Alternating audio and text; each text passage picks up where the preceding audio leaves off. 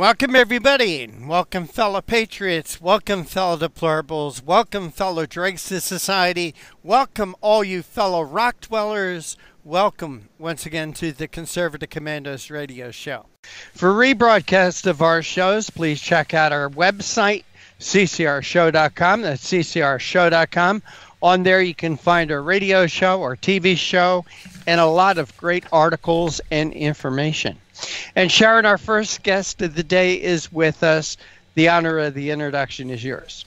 Well, it is an honor to introduce Travis Korson, who is currently the Senior Vice President at Madison Strategies and the Director of Public Policy for Frontiers of Freedom. Travis has also served in the Bush White House and has spent time at various public policy organizations and government institutions, including the Heritage Foundation, Americans for Prosperity, the Faith and Freedom Coalition. He regularly appears on television and radio, and he is quoted in several leading publications, and he has been published in various outlets across the country, including Roll Call the Hill, Newsmax, Daily Caller, and Real Clear Markets. Travis, welcome back to the Conservative Commandos radio show. Thanks. Good to be with you again. Well, it's our pleasure, and we want to talk to you about an article you wrote. Bernie's Medicare for All would ban private insurance and lower incomes. Rick and I are constantly, maybe not Rick so much as I am, but I... She's being nice. I just get crazy when I talk about Medicare. I had to go on it. It's mandatory. I reached a certain age, and now it's mandatory for me. And I can tell you, it is a nightmare in some respects. Doctors refuse to take Medicare patients. Many things are not covered in Medicare, with Medicare, and Medicare lowballs everything. They lowball every physician's bill. So talk to us about this article that you've written on Medicare for All. This is supposed to be the big thing that's going to fix it for us. Well, you know, haven't we heard this before? Not even 10 years ago with Obamacare, we heard that if you liked your insurance, you could keep it and premiums would be lower and care outcomes would be different. But what we ended up seeing was that was not the case. In the first year of Obamacare, 5 million Americans who otherwise wanted to keep their insurance lost their insurance. And from 2013 to 2017, premiums didn't go down, they doubled. So what I wanted to do was just, you know, show the American public and remind folks, we heard these promises all once before for a health care fix. And enough people believed the Democrats then to vote them into office to be able to pass this health care reform. They should just beware, again, because the promises that they're making for Medicare for All are not going to live up to the promises that they're making, just like the promises of Obamacare did not live up to the outcomes. Well, and you go through 4 things that are going to absolutely happen. If they pass Medicare for All, these 4 things are going to happen. And you say, for starters, the private insurance of 181 million Americans. Talk about that, how that's going to affect 181 million Americans. Absolutely. Well, Medicare for All, it bans private insurance. So even if you wanted to pay out of pocket for your insurance, it doesn't allow you to do so. In fact, it goes beyond banning private insurance. It prohibits doctors from entering into private arrangements with patients. If there is a provision, it's Section 302, I believe it is, which states that if a doctor wants to see patients privately or take payment other than Medicare, they need to sign an affidavit, submit it to the Secretary of Health and Human Services, and wait 1 year before they can see any patients that will be on this new Medicare for All scheme. So the provisions that they put really would not only end private insurance, it would basically end any sort of private arrangement between a patient and a physician to receive medical care in the country, period. Not only does it affect private insurance, though, it also affects some quasi-private plans that are very well liked. All of our soldiers and veterans that are on TRICARE, that would end the TRICARE program, which is very well liked. The federal employees benefits program would end.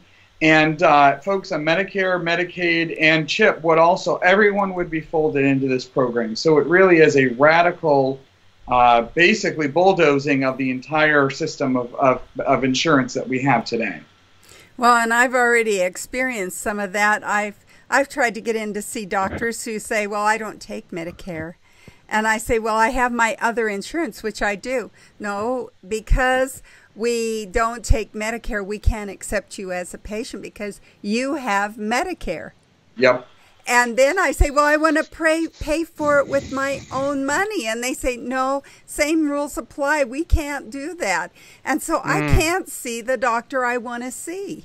And you point out that the third problem, besides TRICARE and not being able to have private insurance, is that seniors are going to suffer more. How do we, I mean, I feel like I'm suffering already. Absolutely. This would be a huge blow to seniors. You know, this isn't the first time that the Democrats have raided Medicare. If your listeners and viewers remember, Obamacare raided $716 billion out of Medicare to pay for their programs and to cover their program. So this is just the next blow that they would draw. One of the big things that Medicare for All and socialized medicine like this leads to is care rationing, and that's a big issue for seniors, and you're experiencing it now with doctors not accepting it and having to wait at certain facilities. Imagine what it would be like if every office was to operate under this regime. On top of that, it takes away the quasi-private option that some seniors have elected to take, about a third of seniors that are on Medicare, and that is these Medicare Advantage plans, where a private insurer basically administers the plan for you and takes it over, and you pay sometimes a zero premium, sometimes a premium, but it reduces costs overall. It takes away that benefit sharing. It sometimes even throws in additional dental and vision benefits that don't come with these plans. All that goes away under this because any sort of private management whatsoever is banned under the proposal. Well, now, we have some exempt groups. I know the health share groups, they usually are Christian groups, and they are health share groups. They're exempt from all of the Obamacare regulations. Would they now be captured in this wide net? My assumption would be yes, because I haven't dug too deeply into the direct relationship and how that is considered, but given the fact that Medicare for All prohibits any private arrangements outside of the government between an entity and a physician, I would believe under that regime that health share programs would also fall victim to these same regulations.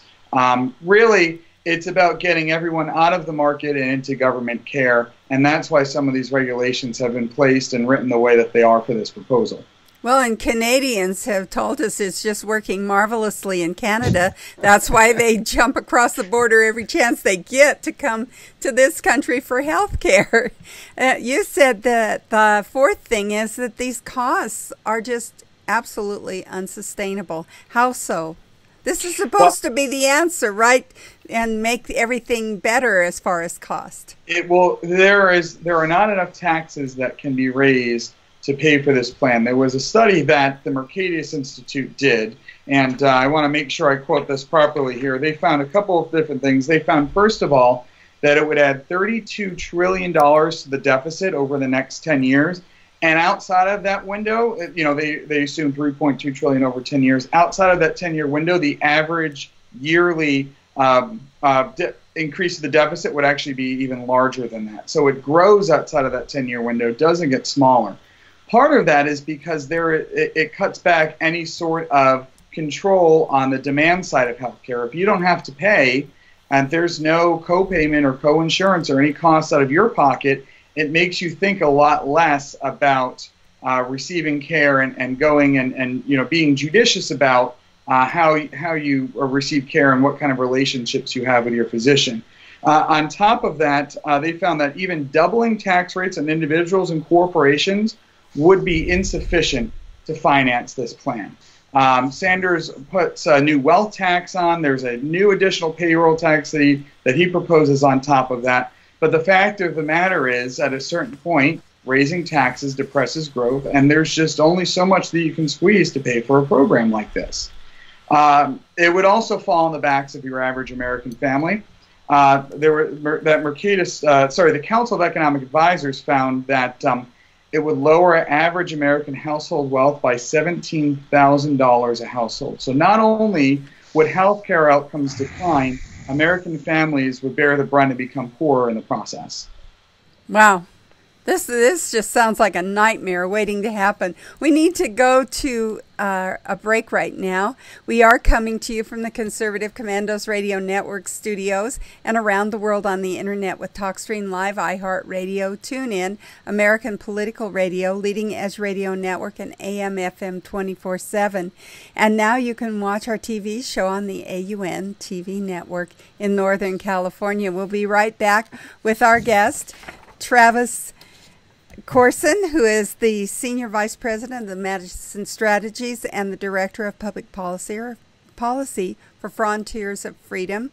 We'll be joined by our co-host Rick Trader, and I'm Sharron Angle. I saw voter fraud with my own eyes. Now, people say, why didn't you report it to the authorities? Well, they were the ones doing it. The integrity of one man, one vote doesn't apply at the Texas state legislature. There is no way to know if your representatives are voting for themselves. Department, a Republican, reaches back to vote for Democrat Oliveira. Democrat Matt Reynolds votes for Republican England. 2 out of 3 voters nationwide believe that voter fraud is a serious problem in the U.S. today. The process is rigged. Both sides of the aisle are guilty. Florida now has to tell the Department of Justice whether the state will comply with DOJ's demand to stop purging thousands of people from its voter rolls. We have the sloppiest election system of any industrialized democracy. Philadelphia flagged 50,000 duplicate registrations, so just think how many more slipped through. It's almost impossible to detect. How do you get caught? You only get caught if you confess. Election corruption is deeply embedded in America. Quote, election fraud is a crime that usually pays, unquote, writes Tracy Campbell in his book, Deliver the Vote, A History of Election Fraud, an American political tradition from 1742 to 2004.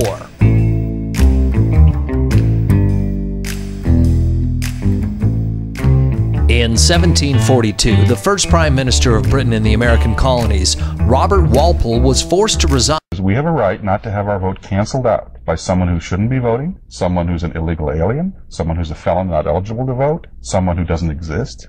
If they vote, they cancel your vote out as much as if you're prevented from voting.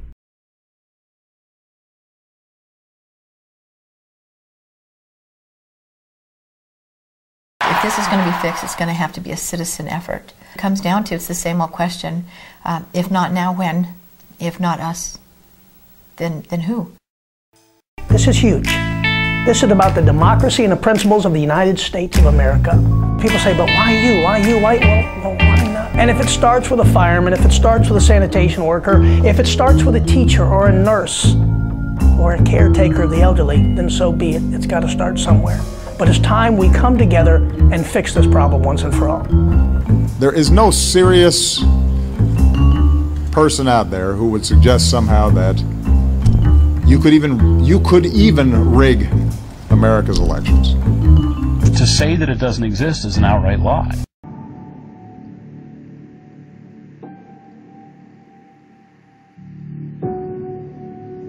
Serious allegations of voter fraud, the claims raising questions about the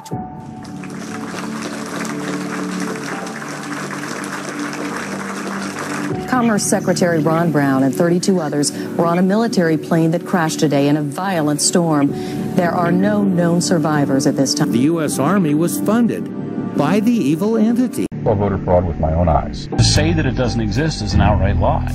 The process is rigged.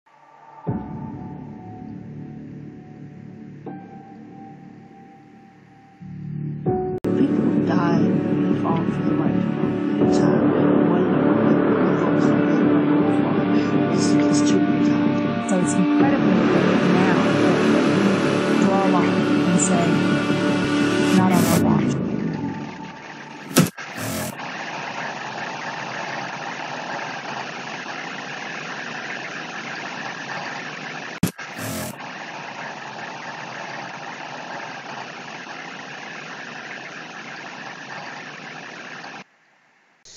Welcome back. Welcome back to the Conservative Commandos radio show. I'm Rick Trader. My co-host today is Sharron Angle.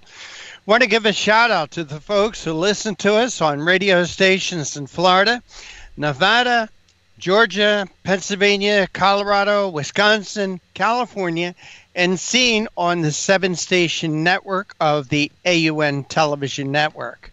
Our guest this segment is Travis Korson. He's the Senior Vice President at Madison Strategies. He's also the Director of Public Policy at our friends at Frontiers of Freedom. Travis, thank you for holding through that break. We appreciate your time. Absolutely. And Travis, we're discussing your article. Bernie's Medicare for All plan would ban private insurance and lower incomes. You know, Travis, everything that we were warned about, about Obamacare has come true. And the things that we were warned about were the horror stories. What would happen if we got Obamacare? Now, the horror stories were actually worse in many ways. But here we go again, Travis. 10 years later, the Democrats are at it again. Do you think the American people are stupid enough to swallow this evil pill twice? I certainly don't think the American people are on board with Medicare at all. For all, one of the things that they did with Obamacare when they were smart when they packaged it is they proposed it as a reform to private insurance, a reform to the market-based system that we have. In this instance, Democrats have gone a lot further, and frankly, the Democratic Party has moved a lot further to the left, even since the Obamacare debates of just a few years ago. Mm-hmm. They are not trying to mask this as any sort of private role or any sort of private part or private fix to healthcare. They are talking about a full government takeover of the healthcare system. On top of that, it has become a litmus test for the 2020 Democratic candidates. Four Democratic senators and Bernie Sanders, the four of his colleagues that are running for president, couldn't get on the bill fast enough as co-sponsors. And really, with the exception of Joe Biden, who has not come out necessarily against the proposal, but is resisting endorsing it, most of the mainstream 2020 Democratic presidential contenders are falling in line in support of this bill. That just shows how far left the Democratic Party has gone, but this also puts them to the left of where the American public is on these types of matters. Well, Travis, you know, when it came out, I said from the very beginning, the goal and the aim of the Democrat Party was single payer. That was the goal. That was it. You know, and they lied to us. They said you could keep your hospital, you could keep your doctor, you could keep your insurance. They lied to us. They said this was going to cut premiums. They lied to us about the death panels. They lied to us about access. Travis, but what frustrates me, the Republicans have done nothing to stop or reverse Obamacare. Donald Trump can't act alone. I'm just as angry with the Republicans as I am with the Democrats, to be frank and honest. Well, I would point to the progress that that President Trump has made at looking at ways to control costs, because at the end of the day, this debate is all around cost. And what I think got lost in the debate was Republicans allowed themselves to go on and play on Democratic turf, where Democrats made it all about insurance and about the coverage side of things. But if you look at what President Trump is doing, after trying to repeal Obamacare and running into some issues in the House and Senate that prevented that, he's moved on to looking at ways to control costs, specifically with prescription drug pricing, allowing association medical plans. So he's looking at different ways where we can use the market and work with private sector actors to bring costs under control. And I think that's a model that Republicans need to start embracing and getting behind.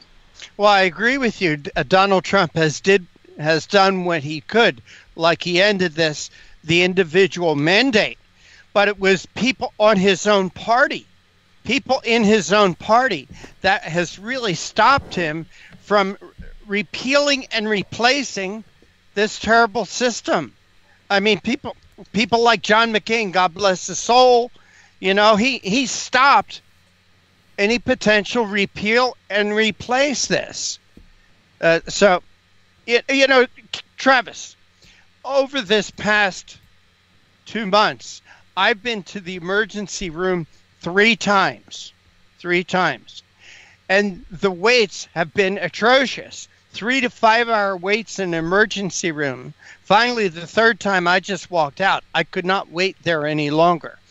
And what you could also talk about the abuses of the emergency room, that people are now using the emergency room as their primary care doctor. And I'll tell you a story. I go to an emergency room.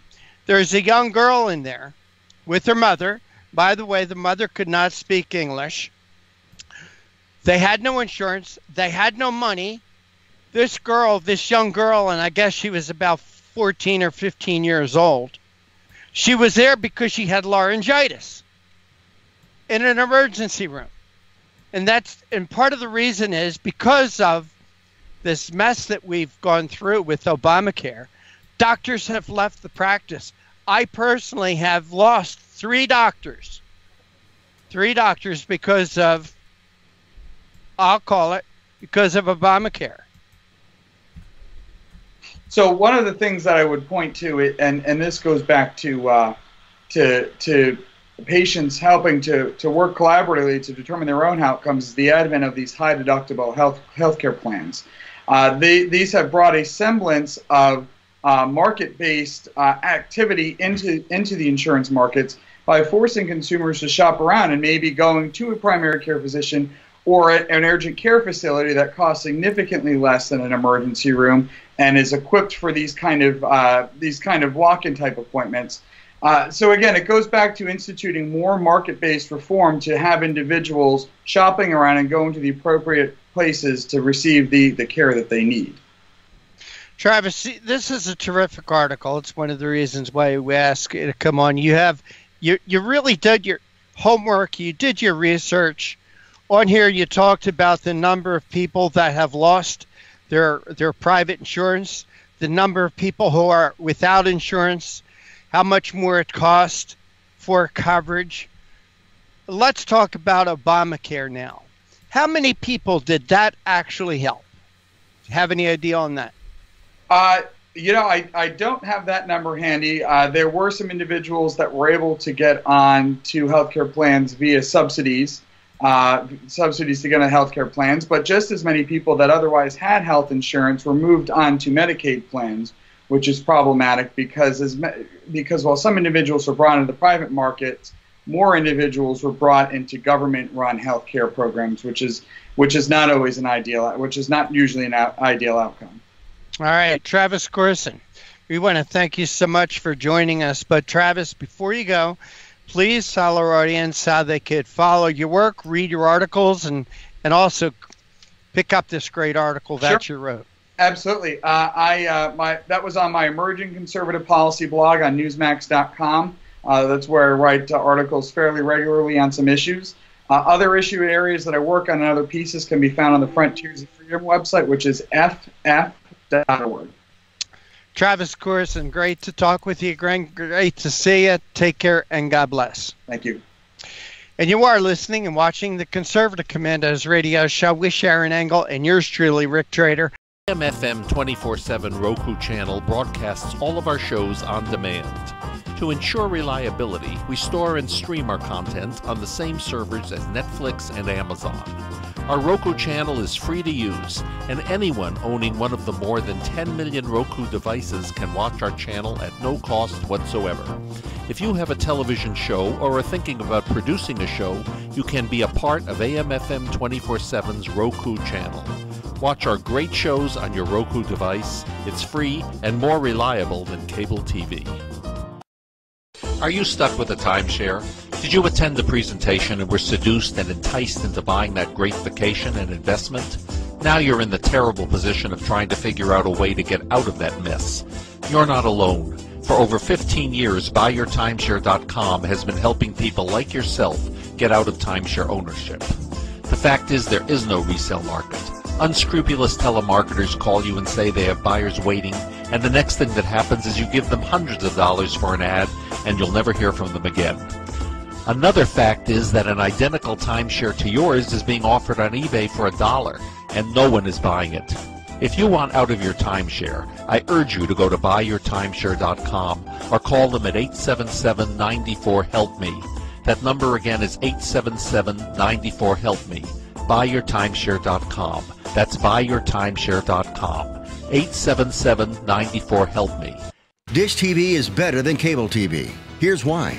Dish has the nation's lowest TV price, along with an award-winning DVR that can skip commercials, record 8 shows at once, and get access to thousands of movies at your fingertips. Cable simply can't even compare. So the smart choice is to cut the cable and get Dish. Plus, you get all these great TV features, free HD DVR upgrade, free installation, and free movie channels. Say goodbye to cable and get more with Dish TV. 877-290-7764, 877-290-7764. As an added bonus, you can switch to Dish now and receive a $50 Visa gift card. So call now and get Dish TV.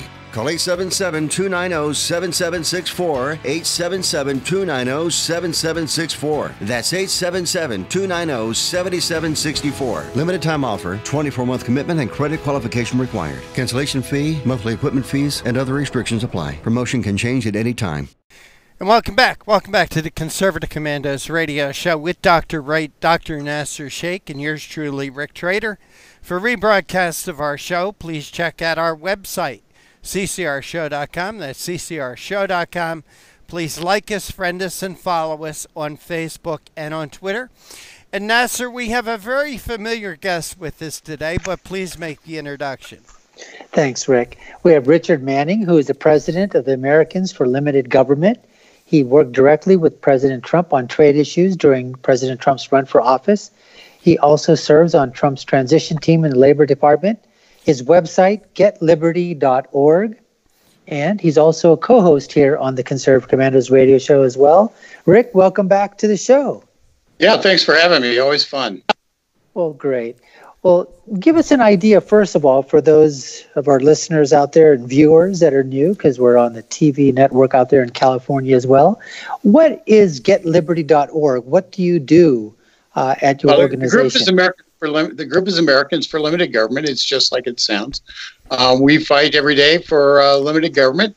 It may not seem like we win many because it appears as though big government seems to be on the rise. But the truth is, you win little victories at a time. You win the small ones. For instance, we were successful in stopping HUD from taking over local zoning initiatives through essentially this appropriations process.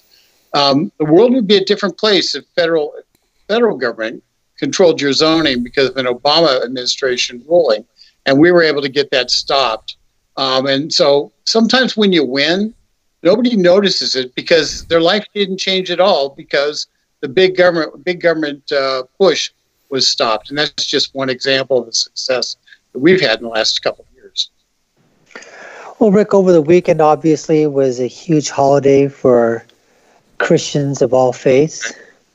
So happy Easter and happy Passover to you as well. But it was marred by obviously, a terrorist act that occurred from Islamist, radicalist, fundamentalists in Sri Lanka. And you wrote an article about Sri Lanka Easter massacres underscored the threat posed to the West and Christianity. I just wanted to give it seems like that's all we're doing these days is we're offering, prayers for people that have, died because of evil acts of atrocity committed, by these Islamist jihadists. I've told people my faith, my background is that I tell people first and foremost that I'm an American, but I'm a second-generation Muslim. I hope people understand the difference between, I know it's very hard in these days because there's so many things that are happening out there, but I try to tell people that there's a difference. At least I try to do that through my everyday, a difference between a person who is a Muslim and a person who is an Islamist. And an Islamist is a terrorist, a jihadist, a fundamentalist, and a Muslim is somebody that just wants to practice his own religion in his own home, doesn't want to impose anything on anybody else, and just wants to be able to do what he can in America, practicing his faith, as he sees fit, and doesn't want to impose it on anybody. But give us a sense of the article that you wrote, and what your feelings were when you were writing the article, and why you went into it. The interesting part about it is I started writing the article before Easter, because it really has struck me kind of the problems that are occurring in Nigeria and in Africa, where we've had just constant clashes, where Christians have been wiped out, Christian villages have been wiped out by tribesmen who are effectively seeking to impose second-class citizenship on people because they're Christian in the northern part of Nigeria. It's now, we've heard about Boko Haram, which was a radical group that that kidnapped about 200 Christian kids, Christian women, and they about 5-6 years ago, and it was met by the Obama administration with the hashtag campaign. I'm confident that Boko Haram was quite intimidated by the hashtags, and it made a big difference. But so this is not new, and it struck me that people of Nigeria were wondering, is anybody paying attention? Does anybody care? And I kind of had a half-written piece, and other things would keep coming up, and I never kind of put the finishing touches to it. But after Sri Lanka, I felt it was really important that I kind of tie the whole thing together. Because the truth is, we're looking at 3 continents where radical Islamists are, in fact, engaged in real terror activities, both against landmarks and artifacts and cathedrals that may or may not be still used by the Roman Catholic Church, but nonetheless are attacking them. I'm not talking about Notre Dame. I'm talking about hundreds of other attacks that have occurred across France for the last couple of years. Then we look at the Sri Lanka, which occurred there, where we have 290 people who died. About 250 of them were Christian worshipers on Easter morning. There were about 35 to 40 who were killed from the hotel bombings. So there was an attack there, which was pretty devastating. And I just thought it was time to speak up and say, listen, it's happening on 3 continents. People in Nigeria shouldn't feel like they're being left out. This kind of Islamist attack is being accepted, and we kind of just roll over on it on 3 different continents because, quite honestly, the Western world has gone to a postmodern point of view. And the postmodern point of view is it really doesn't provide you with a theological or even a philosophical leg to stand on. When you have no philosophical or theological leg to stand on, you don't know how to deal with people who do. Well, you know what? You're absolutely correct, Rick. And the thing is, people, they talk about the apologists, and every faith has got their apologists, and then they've got interfaith apologies, that are going on. And this is one of the things that I try to stress when I'm out there talking with people, and for people to know, you cannot get into bed with Islamists, jihadists, radical fundamentalists. It is a complete anti everything that is West. They will never, allow Western ideas to come, into that sphere of what they're trying to influence out there. So one of the things is that you wrote here, the West has chosen silence in the face of the anti-Western values of the Sharia-wielding invaders coming in the guise of being refugees. Put aside the fact that refugees, why do you feel that the West has chosen silence? Do you think it's the political correctness that people are just afraid? Because like I said, it's open season on attacking Christianity here in America and everywhere else. But they're attacking, but they will not attack, these Islamist fundamentalists. they're very careful in how they, use their words when it's in the news cycle or the pundits are talking about it or anybody else out there. Why do you think that is? I think it's at least twofold. Number one, most people don't understand the difference. Most people don't understand that Sharia law, for instance, is a system of government. It isn't it contradicts. It is incompatible with our constitutional form of government, and so Sharia law itself doesn't, and it's hard to argue that. You have to know a lot, and so it's easier just to shrug your shoulders and say, well, to each his own, and freedom of religion, and you don't bug me and I don't bug you. And if that's all that happened, and it was just freedom of religion and you don't bug me and I don't bug you, I have no problem. If it's a competition of ideas, you have your faith, I have my faith. I believe that God works it out. But it's and obviously we both have different views about which faith is correct in terms of the way it points. And that's perfectly legitimate in this country. That's supposed to happen in this country. Because we're not supposed to have monolithic sets of ideas. We have diverse ideas. The challenge is when one group of people choose to try to impose their ideas on others.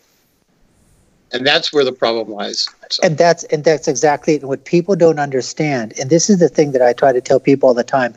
Look, if you're a majority country anywhere in the world, and you want to impose your values and your rules or whatever, that's one of the things that's people have said in the past, that where America and the West has gotten in because they've tried to introduce you cannot introduce democracy into these theocratic societies that are trying to go not forwards, but they're trying to go backwards. And people just they don't understand this at all. And that's where, for example, that we're talking about in terms of where this whole thing is leading to, where you have this. I didn't even realize. To give you an idea, and I know we're coming up on a break real quick, but I didn't even know what Fulani militants were. A Fulani militant. When I was growing up as a child, I didn't even know what Shia and Sunni were. And I'm telling you this as an American growing up in a Muslim family. We just, we were the only Muslim family in a white Anglo-Saxon Protestant neighborhood. And we grew up and nobody cared at that point in time, and it's amazing as to what's gone on right now. And I just, from the bottom of my heart, my condolences, my prayers. I want people like myself, Americans who are Muslims, to speak out against these Islamist, fundamentalist, jihadist, terrorist zealots that are out there that are killing innocent children, innocent men, innocent women. The same thing occurred. They're not only the Christians. I was just absolutely amazed that you gave the statistics. Almost 11 a day Christians are being killed. And you know what? These people, these Islamist terrorists, jihadists, they're also killing Muslims too. Just to give a quick example, in 2014, they attacked a school in northern Islamabad, in Peshawar in Pakistan. They killed 150 children, and these are children that were going to an army school. Because the leader of the militant, the Islamist jihadist, radical fundamentalists, the reason he said was, we wanted to strike hearts and terrors into the men of the army. But they decided to go after children. And this is absolutely barbaric.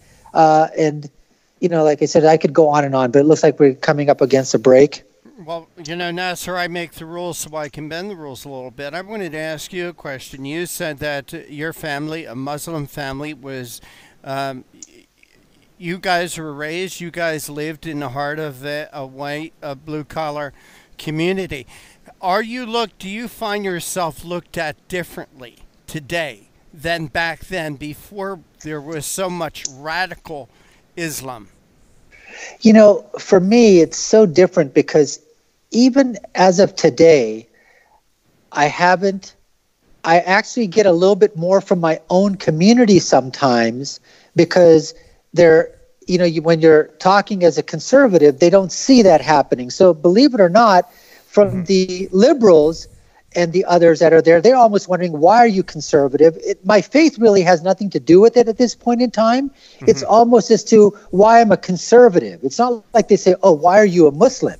And to tell you the truth, up until now, I honestly tell people, I have not faced anything that I would consider to be people that are attacking me or my religion. One of the things is we are in our community, we're in our school system, we invite our neighbors over for dinner, our teachers, my students, my children's, teachers, principals, we invite them over into our home. We have discussions. They invite us to their to Christmas parties. We invite them to when we have our holidays. So I'm hoping that people say, when, God forbid, when these things happen and these are committed in the name of Islam, at least those people say, you know what? It's not people like you. It's those Islamists and fundamentalists that are doing it. And we realize that you are not like that at all. So that's what I hope to portray, and that's what I try to live my life every day. All right. Went a little long on this segment, but we do need to take a break. And you are listening and watching the Conservative Commandos radio show with Dr. Nasir Shaikh, and yours truly, Rick Trader. Our guest this segment is Rick Manning. He's the president of Americans for Limited Government, and we're discussing Rick's article, Sri Lanka Eastern Massacre Underscores Threat Posed to the West and Christianity. Don't go away. Nasir and I will be right back with our guest. Have you been leasing a property for your business or renting storage space? Are you tired of paying rent year after year? Call the experts at General Steel to own a building at up to 30% off now. I'd been renting a building and paying someone else's mortgage, but General Steel showed me how I could own a space tailored to the needs of my business and for less than renting. Call General Steel now at the number on your screen for our current building specials and to price your metal building system today. My building's the dream I've had since finishing my house 14 years ago. I've been using it for a garage, workshop, and storage area for my tools and equipment, and I can't believe how great it turned out. The economy is improving, and the price of steel is expected to rise. Stop waiting. It could cost you thousands. Call General Steel now to see how you can own for less than you thought. Stop waiting to start your business or expand your operation. Call General Steel now. Call 877-484-7002. Everybody wants cheap airfare, but where do you find it? You call low-cost airlines. Their prices are direct from the airlines, and they're so low you can't find these fares published anywhere. They specialize in cheap flights, discount hotel rooms, cheap car rental rates, and great package deals anywhere around the world. Wherever you want to go, they can help you get there cheaply and with a best price guarantee. If you want the lowest prices on your airline tickets or other travel services, call now.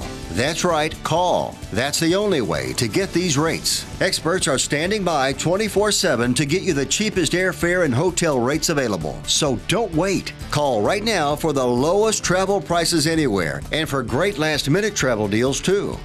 Call 888-431-0562. That's 888-431-0562. 888-431-0562. 888-431-0562. Friend, do you remember when it felt good to withdraw your cash from the bank to expand a business, go on vacation, or buy a new car? Well, today, withdrawing your own cash has become a very risky business, according to The Secret War, a shocking new research report. I just read it. And folks, I was amazed to learn why banks are now required to spy on us for the government and then report any suspicious or unusual behavior. I suggest you get The Secret War free. Just call the number on the screen, no charge, from the folks at Swiss America, and get this. Did you know simply spending cash today may be enough to have you branded as a potential criminal? That's right. The new war on cash is really a war against all freedom-loving Americans. The Secret War is yours free, so call the number on the screen and you can tell them Pat Boone gave you the number.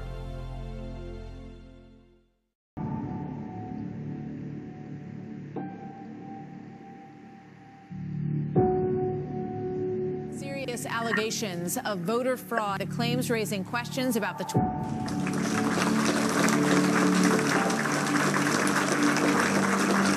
Commerce Secretary Ron Brown and 32 others were on a military plane that crashed today in a violent storm. There are no known survivors at this time. The U.S. Army was funded by the evil entity. Saw voter fraud with my own eyes. To say that it doesn't exist is an outright lie. The process is rigged.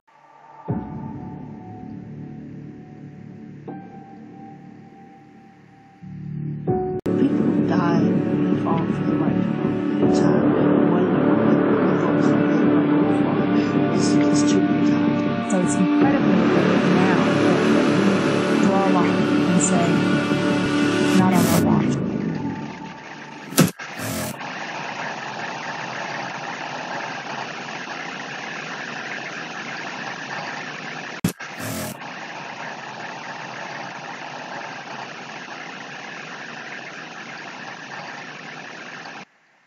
Welcome back. Welcome back to the Conservative Commandos radio show with Dr. Wright, Dr. Nasir Shaikh, and yours truly, Rick Trader.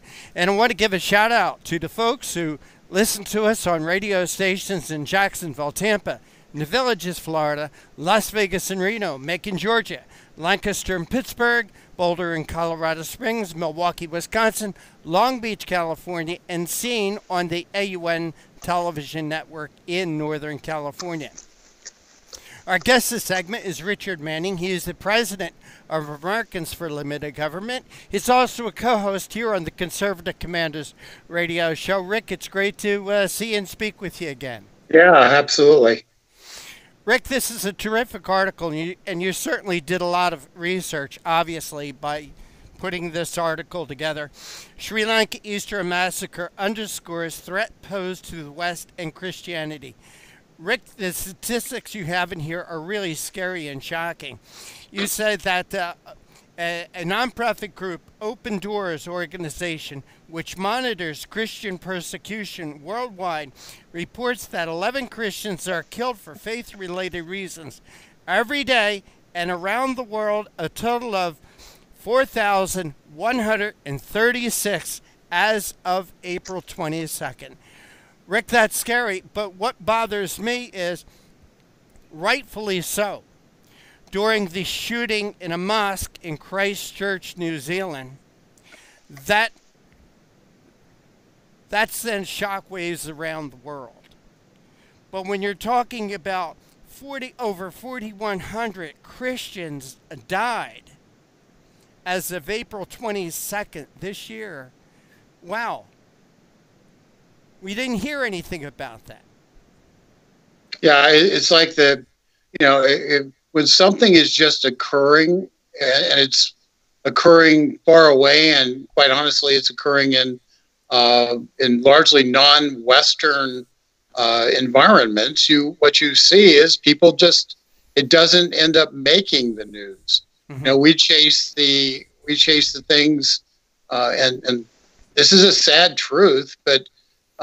If Christchurch had happened in Nairobi, mm-hmm. It would have Kenya. I think it would have been received a lot less attention than it did because it was in New Zealand. And I don't know why that bias exists in terms of our media, but we know it does exist because we know that there was we had the entire Rwanda tragedy occur in Africa. And it was largely ignored by the West. We had basically two tribes murdering each other to almost extinction levels, mm-hmm. and it was ignored. So yeah, there is a certain element of this that if something doesn't have a Western world feel, it doesn't get the same attention. Once again I pointed out in the piece that the Notre Dame Cathedral being burnt, and every indication from officials is that was an electrical fire, not an act of terrorism. So I want to be clear about that. But it is everybody that drew a lot of attention. People taking a lot of selfies in front of that cathedral. But churches that are burned on a regular basis in Nigeria get virtually no attention. Churches that are bulldozed by the Chinese government get no attention because ultimately we don't have cameras nonstop running in those areas necessarily. so you don't get as good a video. But also, people, you kind of relate more to a cathedral in Paris than they do to one in a far off land that they never will likely visit. Yet the tragedy is is every bit as much the same as a cathedral that's burned down. San Sebastian Cathedral in Paris, in France, for instance, being burnt, which was a terrorist act. So that's essentially the challenge. My bottom line of the piece, Rick, though, is that until America and the Western world decides, actually comes to grips with the fact that we do have values that we're based upon. Postmodern attempt to eliminate all of the values that made the Western world create the greatest economies in the world, create the greatest architecture in the world, some of the greatest literature in the world. All of those things didn't just happen by happenstance. They were a product of a culture. And by walking away from that culture and basically going with the idea that we really don't have a culture that's worth defending. Well, guess what? The minute you do that, you open the door to other cultures to come in and fill the vacuum. And that's what's happening in Western Europe. And quite honestly, that's what's beginning to happen here in the United States. Rick, in your article, and there's a couple lines from your article I want to read. The West has chosen silence in the face of the anti-Western values of the Sharia-wielding invaders coming in guise of being refugees. You also write, radical Islam, on the other hand, demands subjugation of the infidel. Thank you. Of the infidel, whether through passive submission or those who impose their foreign values, play the victim, as seen in much of Europe. So there almost, Rick, seems to be two sets of standards, two sets of rules. It's almost like attacks on Christians is somehow sanitized or homogenized. And for instance, the reactions to these attacks from people like Barack Obama and Hillary Clinton and Elizabeth Warren, and I'm going to change the screen here just shortly. I hope that you and Nasir will be able to see this. But these are tweets from Barack Obama, Hillary Clinton, Elizabeth Warren, and Julian Castro, who's one of these 80,000 that are running for president.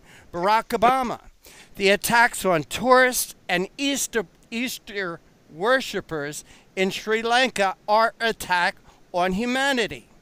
Hillary Clinton, I'm praying for everyone affected by today's horrific attacks on Easter worshippers and travelers in Sri Lanka. Here's Elizabeth Warren. To slaughter worshippers at church during Easter service is an act of great evil. Julian Castro, on the day of redemption and hope, the evil of those attacks on Easter worshippers and tourists in Sri Lanka. Hey, do you think the Democrats got their talking points out there that these victims were Easter worshippers and tourists and not Christians? Yeah, I was kind of surprised at how that term took off. Julian Castro statement at least mentioned the redemption and hope that comes about from Easter through the resurrection of Christ. But it's unusual to have that level of coordination so rapidly, which we saw throughout that. And let me be clear. This is not as if they couldn't have just redone the script for Christ Church and basically changed 4 words. And the Christ Church, and rightfully so, they had no problem to mention the Muslim worshipers who were attacked, and rightfully so. It was a statement of fact, and it was a statement. But by making being afraid to say Christian worshipers, for some reason, It was, or just Christian. It was almost an attack. For some reason, saying the word Christian and putting the Christian in the role of being a victim of an attack ran it so far against the grain that they couldn't bring themselves to do it. And they actually used more characters to do it a different way in an environment, Twitter, where characters matter. Although we've gone away from the idea that character matters in politics and on Twitter. Matters on Twitter. Rick Manning, I want to thank you so much for joining us here on the Conservative Commandos radio show. Please tell our audience how they could follow your work, the work of Americans for Limited Government, and also to read your articles. Sure. Go to getliberty.org, or follow me on Twitter. It's @rmanning957, @rmanning957. All right, you are listening and watching the Conservative Commandos radio show with Dr. Wright, Dr. Nasir Shaikh, and yours truly, Rick Trader. We're going to take a little break, but we're coming to you from the studios of the Conservative Commandos radio network and around the world on the internet with TalkStream Live, iHeartRadio, TuneIn, American Political Radio, AM/FM 24/7, AUN TV, and as Rick Manning says, if you can't find us, you're not really looking. AM/FM 24/7 Roku channel broadcasts all of our shows on demand. To ensure reliability, we store and stream our content on the same servers as Netflix and Amazon. Our Roku channel is free to use, and anyone owning one of the more than 10 million Roku devices can watch our channel at no cost whatsoever. If you have a television show or are thinking about producing a show, you can be a part of AM/FM 24/7's Roku channel. Watch our great shows on your Roku device. It's free and more reliable than cable TV. Are you stuck with a timeshare? Did you attend the presentation and were seduced and enticed into buying that great vacation and investment? Now you're in the terrible position of trying to figure out a way to get out of that mess. You're not alone. For over 15 years, BuyYourTimeshare.com has been helping people like yourself get out of timeshare ownership. The fact is, there is no resale market. Unscrupulous telemarketers call you and say they have buyers waiting, and the next thing that happens is you give them hundreds of dollars for an ad, and you'll never hear from them again. Another fact is that an identical timeshare to yours is being offered on eBay for $1, and no one is buying it. If you want out of your timeshare, I urge you to go to buyyourtimeshare.com or call them at 877-94-HELP-ME. That number again is 877-94-HELP-ME. BuyYourTimeshare.com. That's BuyYourTimeshare.com. 877-94-HELP-ME. Dish TV is better than cable TV. Here's why.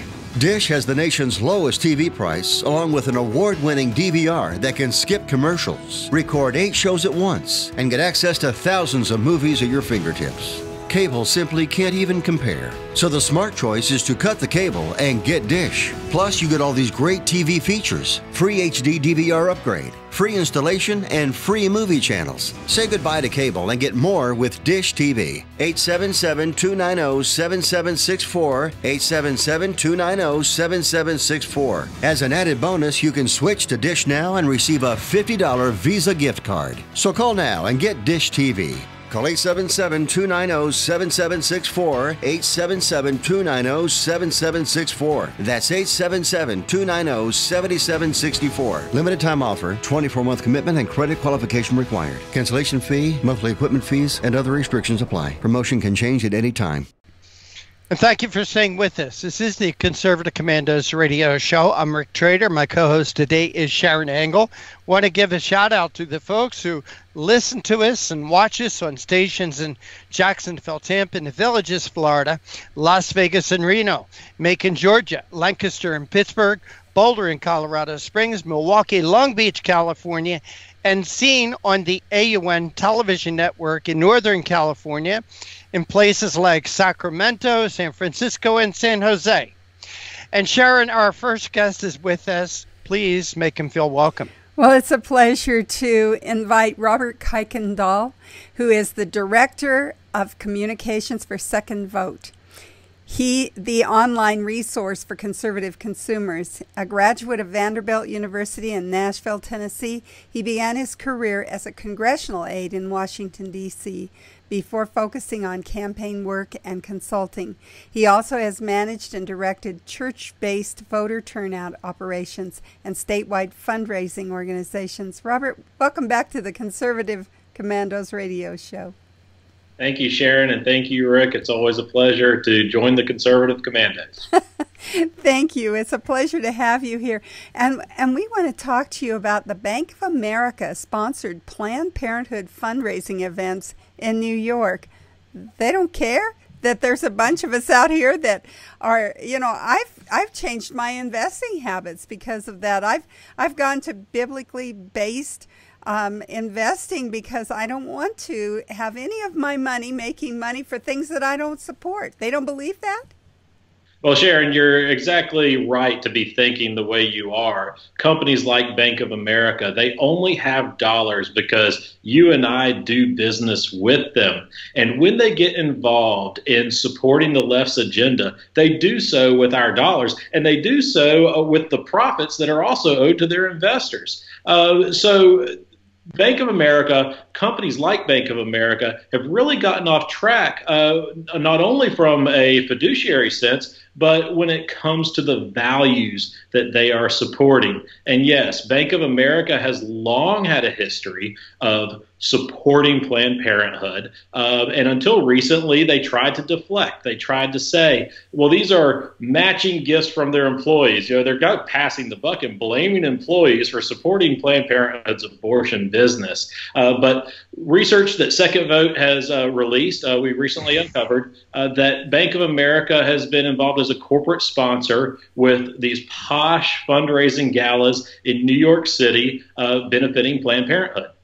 Well, it's not exactly the bank. It is the Bank of America Charitable Foundation. So are they using that as a way to divorce themselves from their banking business? Well, let me clarify. The matching gifts do come through the charitable foundation. But what we've uncovered appears to show Bank of America funds from the corporation going to sponsor this event. This is a decision made by someone at Bank of America to sponsor a premier Planned Parenthood event. In 2017, where Bank of America was a corporate sponsor, Hillary Clinton was given a celebratory award for her role in advancing the abortion movement.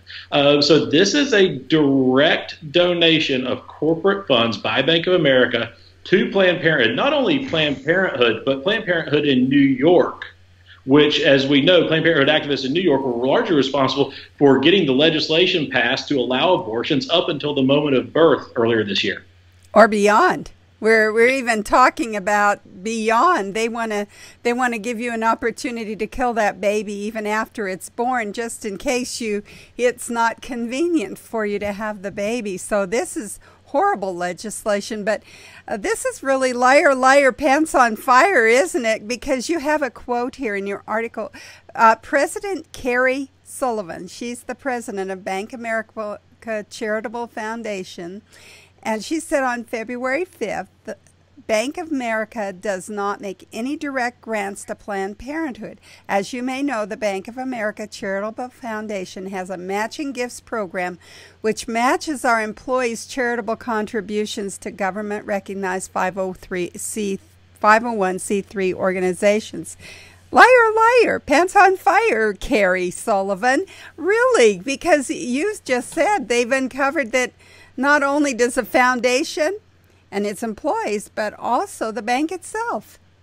And we are working to really clarify what this all means.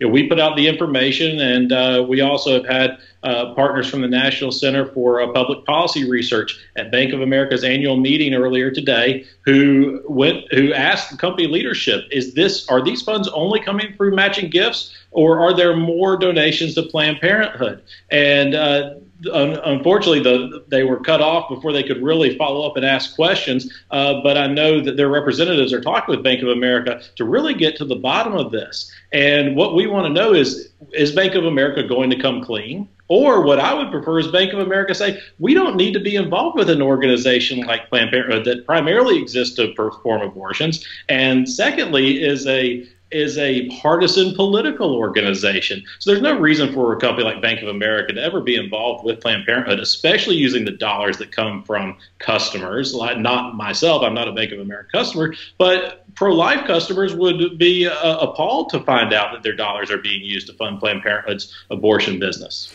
Well, and a 501c3 is, I have one. You have to say you will not be politically involved. You can't advocate for a certain cause.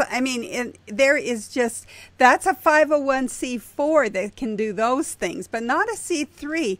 And when you give to a charity a C3, you don't expect them to be politically involved. So this is really outrageous, and they're not the only company. You've identified 38 other companies that are doing this same thing. Yes, we go Second Vote at secondvote.com.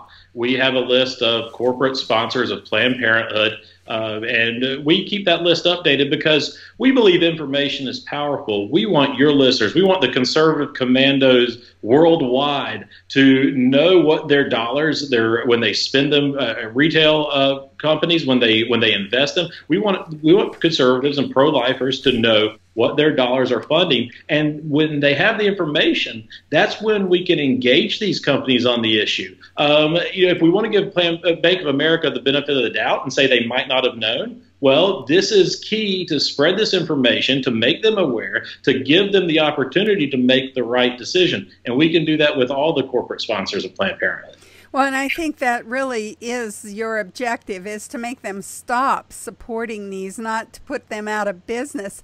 And if Carrie Sullivan is willing to lie to you, she probably lied to Bank of America, the people that thought they were doing the right thing, but now they are not so sure. Because you have a quote in here from another guy within the bank itself. This Mr. Danhoff, Justin Danhoff, he didn't know. It looks like he didn't know. He went investigating and found for himself, didn't he? Yeah, and it comes back to engagement. It's a lot of, you see talk of boycotts all the time, and we don't really use that word. Yes, we do want to use our dollars responsibly. We don't want our dollars to fund an agenda that goes against what we stand for. But we also have the power of our dollars. If every conservative, if every pro-life person says, Bank of America, I'm not doing business with you, I'm going to give you an opportunity to correct your behavior, we can have a really big impact. And that's what Second Vote exists for, is to expose this activity by Bank of America, to get to the bottom of what are they doing, to work with people like yourself who are in the conservative media and who are raising awareness and bringing these issues up, because the mainstream media is not digging through Bank of America's finances. We've got to do this, and we've got to expose them and then hold them accountable. And there are various means. We need to get more involved on social media, but we need to be bold about what we stand for and say, it matters where these companies stand on the issue of life. That's one of the most important issues we deal with. Well, we have to go to a break. We're talking with Robert Kuykendall, who is the Director of Communications at Second Vote, the online resource for conservative consumers. I bank at Bank of America, and I'm going to take my article in and say, did you know? And if you didn't know, I want you to do something about it now that you do know. We are coming to you from the Conservative Commandos Radio Network studios and around the world on the internet with TalkStream Live, iHeartRadio, TuneIn, American Political Radio, Leading Edge Radio Network, and AM/FM 24/7. And now you can watch our TV show on the AUN TV network in Northern California. Rick and I will be right back after these messages with our guest, Robert Kuykendall. I saw voter fraud with my own eyes. Now, people say, why didn't you report it to the authorities? Well, they were the ones doing it. The integrity of one man, one vote doesn't apply at the Texas state legislature. There is no way to know if your representatives are voting for themselves. Hartman, a Republican, reaches back to vote for Democrat Oliveira. Democrat Matt Reynolds votes for Republican England. 2 out of 3 voters nationwide believe that voter fraud is a serious problem in the U.S. today. The process is rigged. Both sides of the aisle are guilty. Florida now has to tell the Department of Justice whether the state will comply with DOJ's demand to stop purging thousands of people from its voter rolls. We have the sloppiest election system of any industrialized democracy. Philadelphia flagged 50,000 duplicate registrations, so just think how many more slipped through. It's almost impossible to detect. How do you get caught? You only get caught if you confess. Election corruption is deeply embedded in America. Quote, election fraud is a crime that usually pays, unquote, writes Tracy Campbell in his book, Deliver the Vote, A History of Election Fraud, an American political tradition from 1742 to 2004.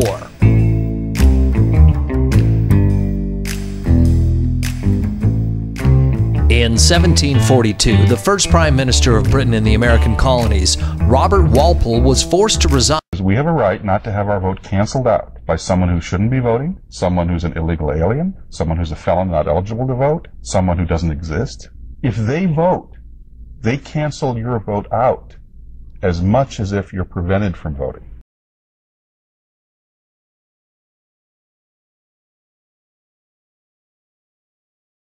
If this is going to be fixed, it's going to have to be a citizen effort. It comes down to, it's the same old question, if not now, when?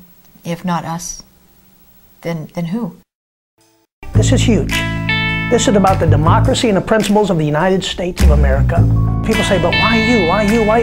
Well, why not? And if it starts with a fireman, if it starts with a sanitation worker, if it starts with a teacher or a nurse or a caretaker of the elderly, then so be it. It's got to start somewhere. But it's time we come together and fix this problem once and for all. There is no serious person out there who would suggest somehow that you could even rig America's elections. To say that it doesn't exist is an outright lie.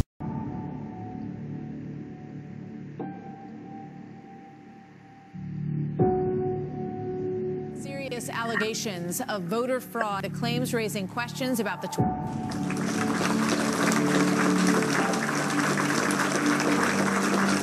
Commerce Secretary Ron Brown and 32 others were on a military plane that crashed today in a violent storm. There are no known survivors at this time. The U.S. Army was funded by the evil entity. I saw voter fraud with my own eyes. To say that it doesn't exist is an outright lie. The process is rigged.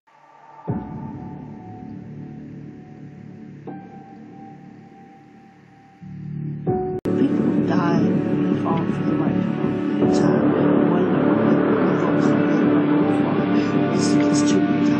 So it's incredibly important now that we draw a line and say, not on our watch.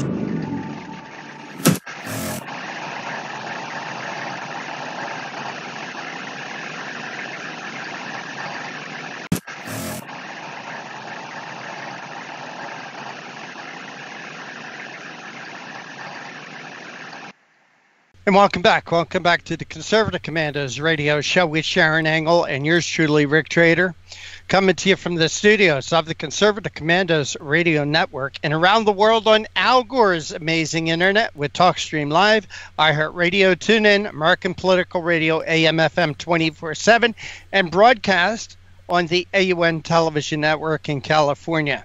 Our guest this segment is Robert Kuykendall. He's the Director of Communications for Second Vote. Second Vote is an organization that I really do believe in. And, you know, Sharron, I've said for years, we conservatives need to use our economic power to, like Barack Obama says, to punish our friends, or to reward our friends and to punish our enemies.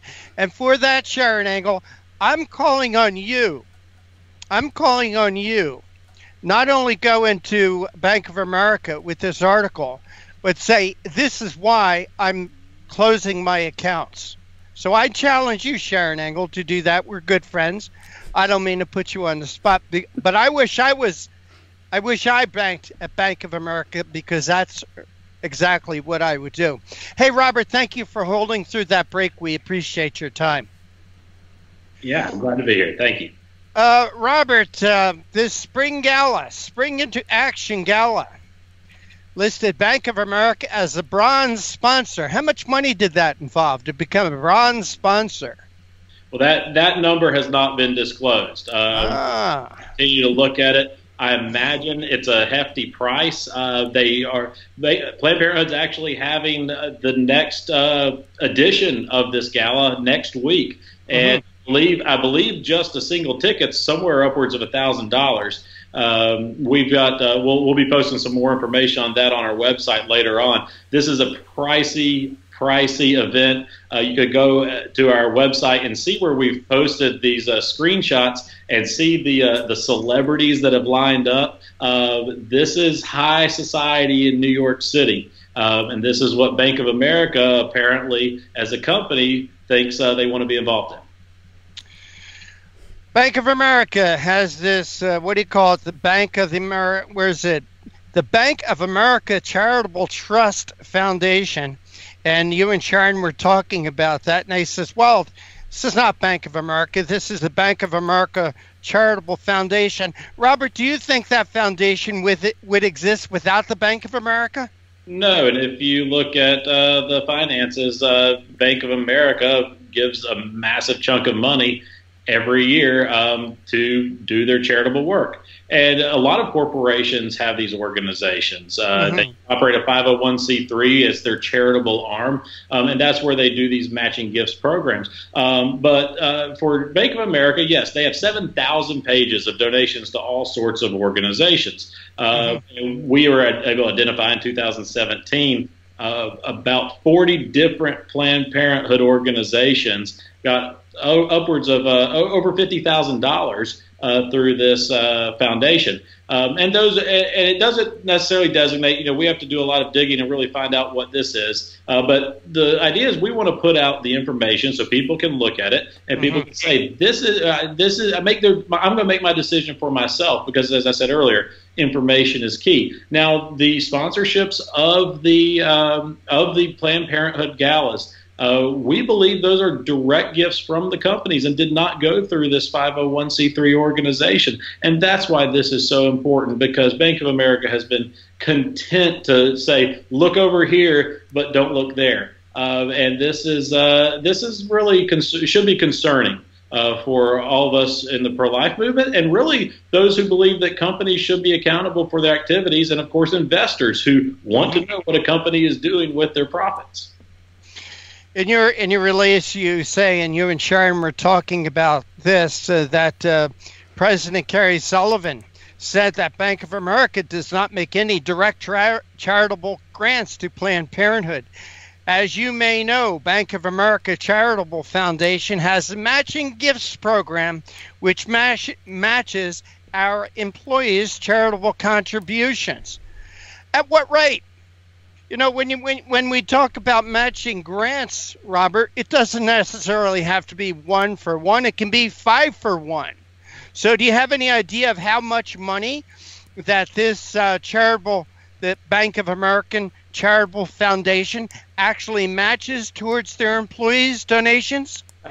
Based on our experience in looking at Fortune 500 companies similar to Bank of America, I would assume it's a 1-to-1 match. But what I think is important for us to understand is while Bank of America blames its employees for those gifts, those are corporate dollars. It all goes back. It's just like our taxes. We all pay a portion. And if you have an account with Bank of America, it's a portion of your dollar that's being funneled to Planned Parenthood. So regardless, it's the money that matters, and we want to follow the money. And you know what? There are a lot of companies that do not use matching gift programs to fund Planned Parenthood. Coca-Cola, Ford, Macy's, Xerox. We've talked to those companies about their programs. AT&T is another one. And AT&T is a very left-wing company, according to our research, but they do not allow matching gifts to be sent to Planned Parenthood. So there's not. It's a myth to say that, well, we have this charitable program and we just give money out the door to all these 501c3s. Decisions can be made, and your values matter. Robert, let's talk about Planned Parenthood for a minute. A lot of us know that Planned Parenthood is an abortion mill. They kill babies. But Planned Parenthood was founded by noted racist Margaret Sanger, who wrote, "We do not want word to go out that we want to exterminate the N-word population. That's what Margaret Sanger wrote, that she started Planned Parenthood with the idea of eliminating the black population, and she did not use the B word, she used the N word. That's what Planned Parenthood started out representing. So, you know, for people who want to punish Kate Smith for a song that she sang 50 years ago, 70 years ago, whatever it was, the members of the black community ought to need to know the origin of Planned Parenthood. And if they are customers of Bank of America, they should do what I just said to my friend Sharron Angle to do. March in there and remove your accounts from that bank. That's what they need to do. You know, Margaret Sanger's legacy still lives at Planned Parenthood.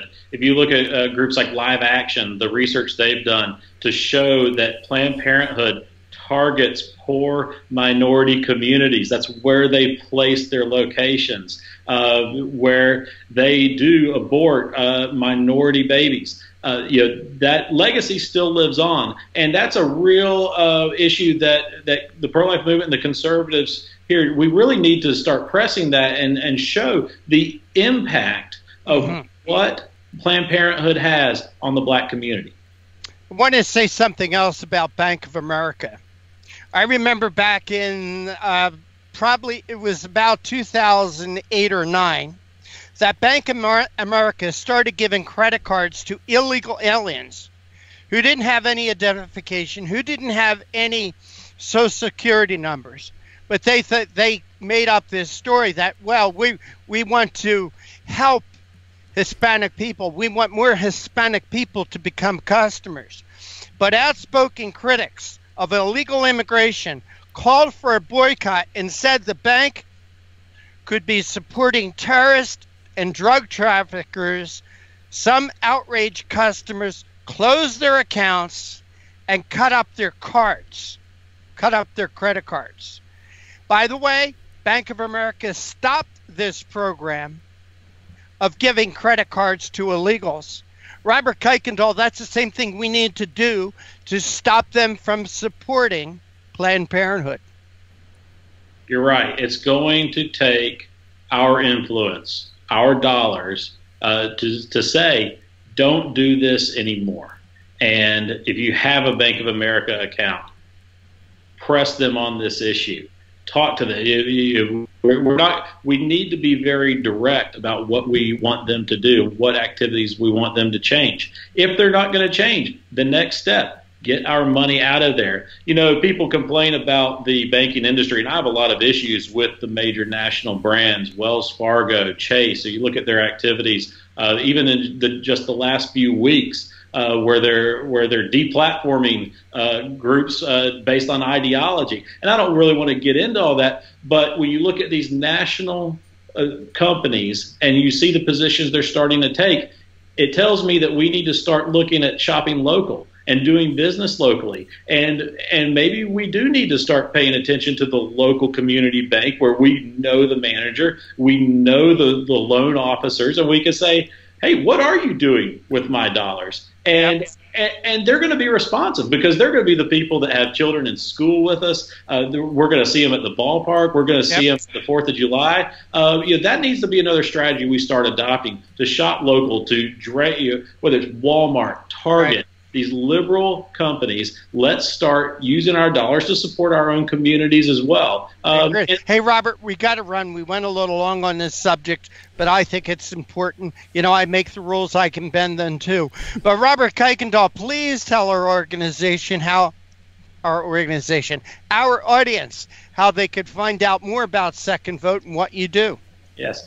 Please, everyone listening and watching, please come to secondvote.com. That's 2ndvote.com. You will see our research on Bank of America. You'll also see our engagement opportunities. But come on and help us tweet at Bank of America today. Let's tell them, stop funding Planned Parenthood. Robert Kuykendall, great to see you. Great to talk with you. Thank you so much for your time and what you do. Thanks, Rick. Thank you so much, Sharon T. And this is the Conservative Commandos radio show. I'm Rick Trader. My co-host today is Sharron Angle. Have you been leasing a property for your business or renting storage space? Are you tired of paying rent year after year? Call the experts at General Steel to own a building at up to 30% off now. I'd been renting a building and paying someone else's mortgage, but General Steel showed me how I could own a space tailored to the needs of my business and for less than renting.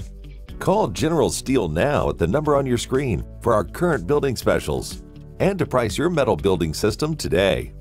My building's the dream I've had since finishing my house 14 years ago. I've been using it for a garage, workshop, and storage area for my tools and equipment, and I can't believe how great it turned out. The economy is improving and the price of steel is expected to rise. Stop waiting. It could cost you thousands. Call General Steel now to see how you can own for less than you thought. Stop waiting to start your business or expand your operation. Call General Steel now. Call 877-484-7002. Everybody wants cheap airfare, but where do you find it? You call low-cost airlines. Their prices are direct from the airlines, and they're so low you can't find these fares published anywhere. They specialize in cheap flights, discount hotel rooms, cheap car rental rates, and great package deals anywhere around the world. Wherever you want to go, they can help you get there cheaply and with a best price guarantee. If you want the lowest prices on your airline tickets or other travel services, call now. That's right, call. That's the only way to get these rates. Experts are standing by 24/7 to get you the cheapest airfare and hotel rates available. So don't wait. Call right now for the lowest travel prices anywhere and for great last-minute travel deals too. Call 888-431-0562. That's 888-431-0562. 888-431-0562. 888-431-0562.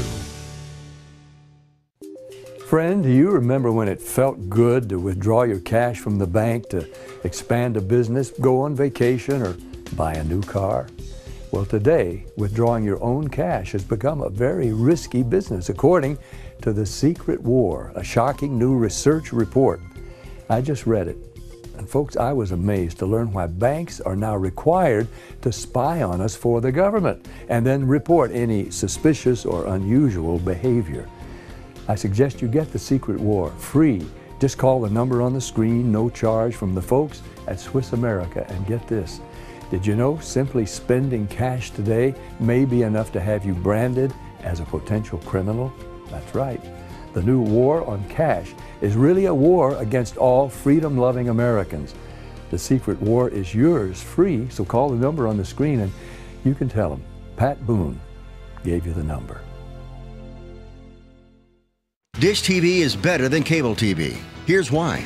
Dish has the nation's lowest TV price, along with an award-winning DVR that can skip commercials, record 8 shows at once, and get access to thousands of movies at your fingertips. Cable simply can't even compare. So the smart choice is to cut the cable and get Dish. Plus, you get all these great TV features, free HD DVR upgrade, free installation, and free movie channels. Say goodbye to cable and get more with Dish TV. 877-290-7764, 877-290-7764. As an added bonus, you can switch to Dish now and receive a $50 Visa gift card. So call now and get Dish TV.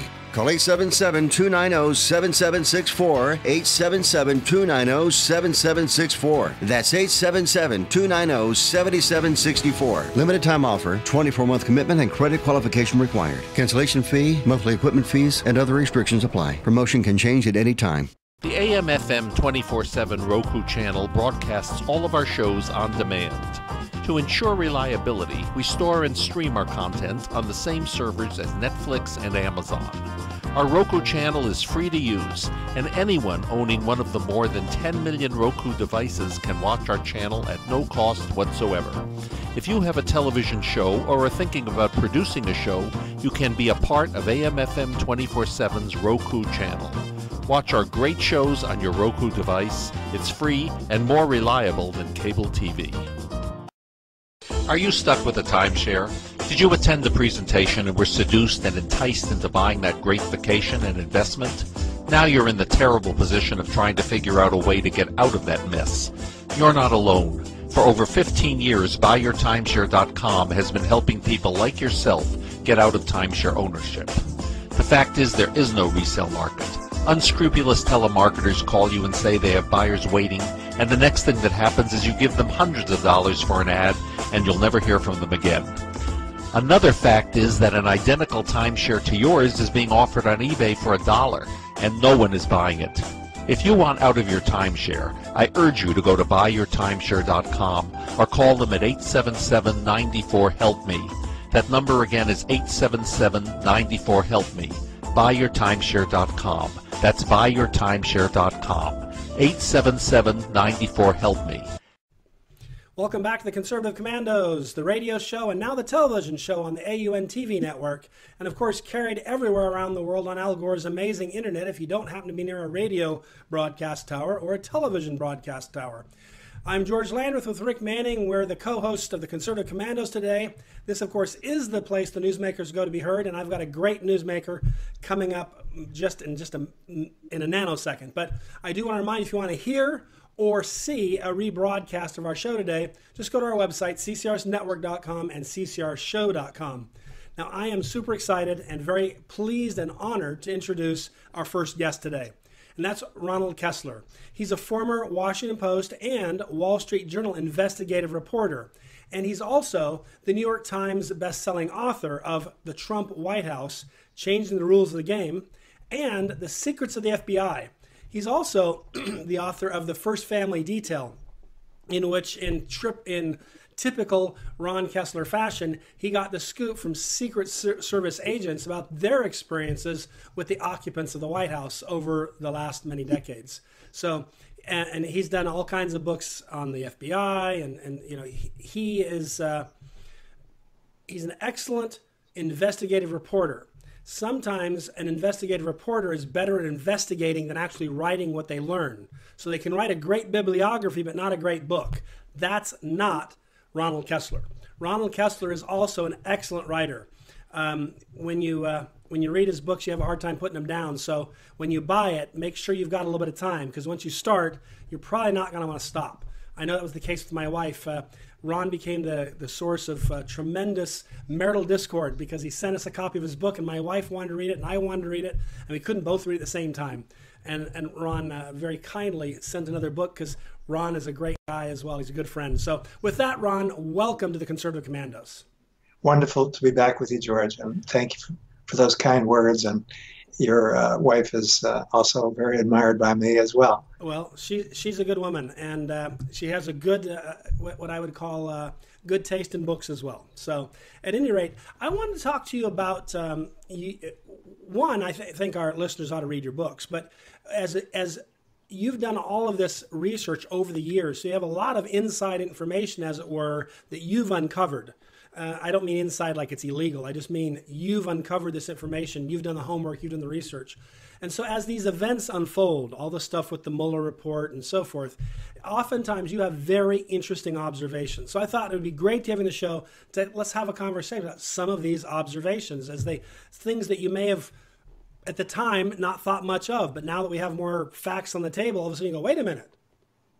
I can remember, so what are some of those things? Well, the big thing in my mind right now is the article I just did on Newsmax, which reveals the answer to this mystery that everyone keeps asking about. Everyone on TV, everyone in the media keeps saying, well, how did this FBI investigation start? There were no charges. How did it all happen, and why? And they go round and round in circles, and yet the answer is very clear. It's in the book, The Threat, by the former FBI acting director, Andrew McCabe, who says in the book on page 239 that he opened the investigation into Trump, specifically targeting Trump, about a week after Trump fired Comey as FBI director, and that he also urged the Deputy Attorney General Rosenstein to appoint a special counsel who turned out to be Mueller, because, and he cites the interview that Trump gave to Lester Holt of NBC, in which Trump said, I fired Comey and I thought about this Russia thing. And that, to McCabe, was enough to open the investigation. And guess what? Trump went on in that same interview, and I cite this in my book, The Trump White House, Changing the Rules of the Game, to say, but I realize that by firing Comey, I'm probably prolonging the FBI investigation. So rather than obstructing justice or interfering with the FBI investigation, he was actually saying, I realize this is going to prolong the investigation. But guess what? Andrew McCabe did not include that in the book. He admitted that from the book. He deliberately suppressed it, and that is simply dishonest and deceitful. And then on top of all that, McCabe threw in as an afterthought, oh, and by the way, Trump kept criticizing the FBI investigation, which already existed, into the whole question of Russian interference in the election, which is perfectly legitimate, but that did not specifically target Trump. So here's McCabe, the acting FBI director, saying, well, you know, he criticized our investigation. Well, that's another reason to open a criminal investigation. It's simply astounding. And even more astounding is that nobody in the mainstream media has picked up on this story that I ran on Newsmax today. My guess is because they don't want to pick up on it, because they would rather tell a different story. One of the things I find amazing is there are some people who seem to believe the president's obligation when being investigated is to be quiet. And that because nobody knew better than he that he hadn't colluded with the Russians. So I can kind of understand why he was so frustrated, because, you know, he's like, this is so ridiculous. And they're just it's like they're trying to place me, you know, in the timeout box in a hockey game. And it's just, you know, and I didn't even do anything, but, and he knew this better than anyone, because he knows what he did, or didn't, in this case, what he didn't do. But, well, that's certainly an understandable human take on it, and it's very kind, but it would have been wiser to just keep his mouth shut, because, as you say, he knew nothing was wrong. He knew he had not done anything wrong. And in fact, in my book, The Trump White House, I cited emails, which again were ignored by the mainstream media, by the Trump campaign, namely George Manafort, who was chairman, as well as his deputy Gates, responding to an effort by this low-level aide Papadopoulos to get the campaign to go and meet with Putin. And guess what? Manafort said, no, we're not going to do that. And no, on top of that, we have to make sure that Donald Trump does not do that. And Gates said the same thing. And Manafort assigned another aide just to make sure that nobody in the campaign responds to these requests. So again, could not be clearer. The campaign wanted nothing to do with Russians. Yeah. And I do think it's interesting. I mean, of course, I think you make a good point that in hindsight, keeping quiet about the investigation might have been his best play. But the reality is, the question isn't, is that his best play? The question is it improper or illegal for him to express his opinion? The answer, of course not. You and I had many shows where we talked about the investigation. So is the president somehow has fewer rights than you and I have simply because he's president? We can talk about it. He's not even necessarily like you and I, and you have a lot more knowledge than I do because you do all this, you know, investigative reporting. But, you know, some of it's conjecture, at least on my part. The president wasn't engaging in conjecture. He knew exactly what was going on. This was a crazy witch hunt. There's no there. Yeah. And I'm trying to figure out why him expressing that fact is somehow potentially obstruction of justice, because I've heard people argue that somehow him calling the investigation a witch hunt was itself obstruction of justice. It's like, that's the craziest thing I have ever heard. It's the craziest thing. You're absolutely right. And you know, it is Trump's style to counterpunch constantly. And, you know, it gets him in trouble sometimes, but at the same time, it makes him the center of attention every single day.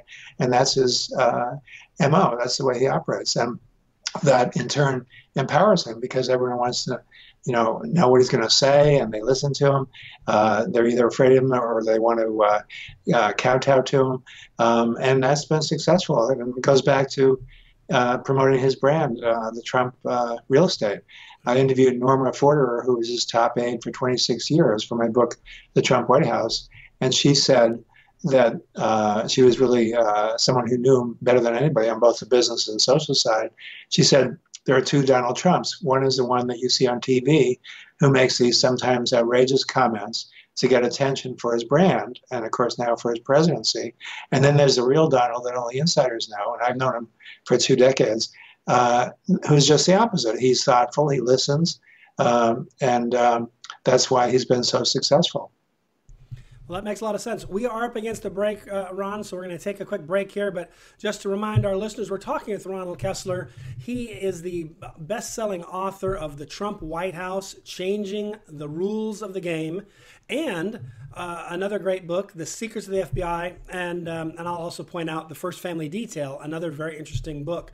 But we are going to take a quick break now. You're listening to Conservative Commandos. I'm George Landrith with Rick Manning. We are coming to you on the Conservative Commandos radio network, which is broadcast all across this great nation, and on the AUN TV network as well. And of course, we are always carried around the globe, except for maybe in China, North Korea, and Iran, where they censor everything, on Al Gore's amazing internet. So don't go away. We will be right back. Have you been leasing a property for your business or renting storage space? Are you tired of paying rent year after year? Call the experts at General Steel to own a building at up to 30% off now. I'd been renting a building and paying someone else's mortgage, but General Steel showed me how I could own a space tailored to the needs of my business and for less than renting. Call General Steel now at the number on your screen for our current building specials and to price your metal building system today. My building's the dream I've had since finishing my house 14 years ago. I've been using it for a garage, workshop, and storage area for my tools and equipment, and I can't believe how great it turned out. The economy is improving and the price of steel is expected to rise. Stop waiting. It could cost you thousands. Call General Steel now to see how you can own for less than you thought. Stop waiting to start your business or expand your operation. Call General Steel now. Call 877-484-7002. Everybody wants cheap airfare, but where do you find it? You call low-cost airlines. Their prices are direct from the airlines, and they're so low you can't find these fares published anywhere. They specialize in cheap flights, discount hotel rooms, cheap car rental rates, and great package deals anywhere around the world. Wherever you want to go, they can help you get there cheaply and with a best price guarantee. If you want the lowest prices on your airline tickets or other travel services, call now. That's right, call. That's the only way to get these rates. Experts are standing by 24/7 to get you the cheapest airfare and hotel rates available. So don't wait. Call right now for the lowest travel prices anywhere and for great last-minute travel deals too. Call 888-431-0562. That's 888-431-0562. 888-431-0562. 888-431-0562. Friend, do you remember when it felt good to withdraw your cash from the bank to expand a business, go on vacation, or buy a new car? Well, today, withdrawing your own cash has become a very risky business, according to The Secret War, a shocking new research report. I just read it. And folks, I was amazed to learn why banks are now required to spy on us for the government and then report any suspicious or unusual behavior. I suggest you get The Secret War free. Just call the number on the screen, no charge, from the folks at Swiss America, and get this. Did you know simply spending cash today may be enough to have you branded as a potential criminal? That's right. The new war on cash is really a war against all freedom-loving Americans. The Secret War is yours free, so call the number on the screen and you can tell them Pat Boone gave you the number. Dish TV is better than cable TV. Here's why. Dish has the nation's lowest TV price, along with an award-winning DVR that can skip commercials, record 8 shows at once, and get access to thousands of movies at your fingertips. Cable simply can't even compare. So the smart choice is to cut the cable and get Dish. Plus, you get all these great TV features, free HD DVR upgrade, free installation, and free movie channels. Say goodbye to cable and get more with Dish TV. 877-290-7764, 877-290-7764. As an added bonus, you can switch to Dish now and receive a $50 Visa gift card. So call now and get Dish TV. Call 877-290-7764, 877-290-7764. That's 877-290-7764. Limited time offer, 24-month commitment and credit qualification required. Cancellation fee, monthly equipment fees, and other restrictions apply. Promotion can change at any time. The AM/FM 24/7 Roku channel broadcasts all of our shows on demand. To ensure reliability, we store and stream our content on the same servers as Netflix and Amazon. Our Roku channel is free to use, and anyone owning one of the more than 10 million Roku devices can watch our channel at no cost whatsoever. If you have a television show or are thinking about producing a show, you can be a part of AM/FM 24/7's Roku channel. Watch our great shows on your Roku device. It's free and more reliable than cable TV. Are you stuck with a timeshare? Did you attend the presentation and were seduced and enticed into buying that great vacation and investment? Now you're in the terrible position of trying to figure out a way to get out of that mess. You're not alone. For over 15 years, BuyYourTimeshare.com has been helping people like yourself get out of timeshare ownership. The fact is, there is no resale market. Unscrupulous telemarketers call you and say they have buyers waiting, and the next thing that happens is you give them hundreds of dollars for an ad, and you'll never hear from them again. Another fact is that an identical timeshare to yours is being offered on eBay for $1, and no one is buying it. If you want out of your timeshare, I urge you to go to BuyYourTimeshare.com or call them at 877-94-HELP-ME. That number again is 877-94-HELP-ME. BuyYourTimeshare.com. That's BuyYourTimeshare.com. 877-94-HELP-ME. Welcome back to the Conservative Commandos. Now not just the radio show, but also the television show, because we're carried on the AUN TV network, and of course on Al Gore's amazing internet, as well as broadcast radio towers all across the country. So we truly are everywhere, and we're glad you stuck with us, because we have a great guest and we've got a lot more to talk about. Just to remind you, if you missed the first segment, you can always catch us on a rebroadcast, either to hear or to watch on just go to our websites, ccrsnetwork.com and ccrshow.com. We've been talking with Ronald Kessler. He's a friend of mine. He's a friend of people who want to know what's going on. He's a great investigative reporter. He's worked for the Washington Post years ago. He's worked for the Wall Street Journal as well. And he's the New York Times best-selling author of The Trump White House, Changing the Rules of the Game, and the secrets of the FBI. He's also written another great book, The First Family Detail, which focuses more on the Secret Service and what their take on the occupants of the White House were. Now, before the break, Ronald, we were talking kind of a little bit about how outrageous this is. You have some historical perspective to add, because if I recall correctly, you've been covering and investigating the FBI and following up on them since J. Edgar Hoover was the head of the FBI. So you have a little bit of history here. Like I said while we were talking the break, you must have started this like when you were in elementary school or something. You started very young, because you're not that old. But nonetheless, tell us about, kind of place this in an historical context. Yeah. Now, I have been covering the FBI since the Hoover days, and I exposed some of his abuses. I've written 3 books on the FBI, one of which led to the dismissal of William Sessions over his abuses as FBI director.